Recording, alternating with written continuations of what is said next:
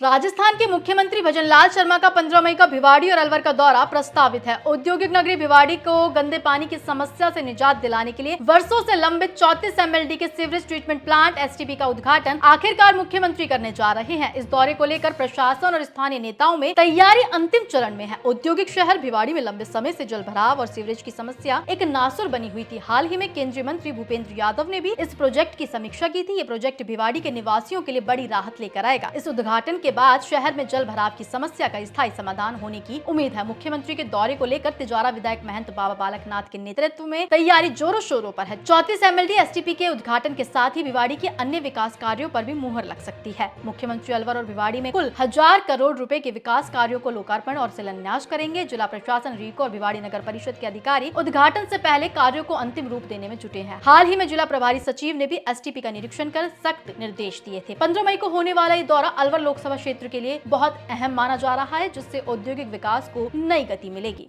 देखिए, माननीय मुख्यमंत्री जी ने ऑलरेडी भिवाड़ी और तिजारा जो विधानसभा है इसके लिए बहुत बजट दिया है और अब हमारा सबका दायित्व बनता है कि इन सभी कार्य योजनाओं को धरातल पर उतारें।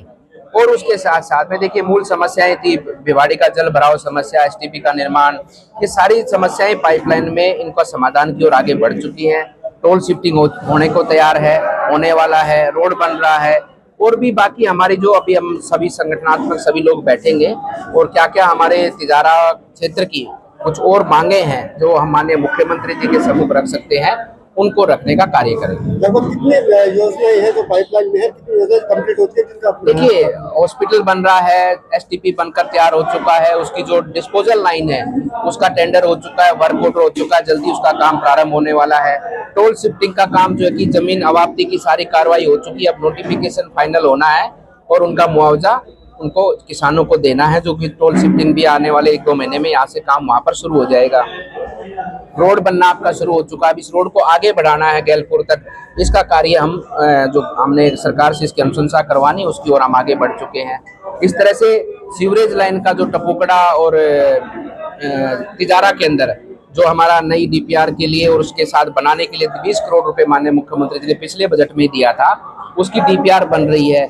इसी तरह से भिवाड़ी के अंदर 50 करोड़ रुपए हमको एक स्मार्ट सिटी डेवलपमेंट के लिए मिला था राजस्थान सरकार के बजट से, उसकी डीपीआर भी 15-10 दिन में तैयार हो जाएगी, जिसमें हम बाबा मोहन राम से काली खोड़ी तक के मंदिर का रोड का विकास कर रहे हैं। उसमें बहुत अच्छा सड़क बनाने वाले हैं।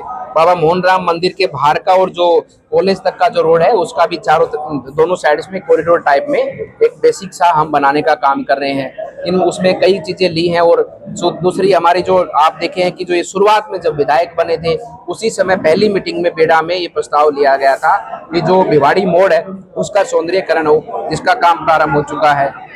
उसी मीटिंग में एक और प्रस्ताव लिया था कि भिवाड़ी मोड़ से लेकर और टोल तक का जो ये रोड है इसको भी हम सुंदर, जिस तरह से बाईपास रोड बना है इस तरह से कुछ इस तरह से इसको विकसित करें।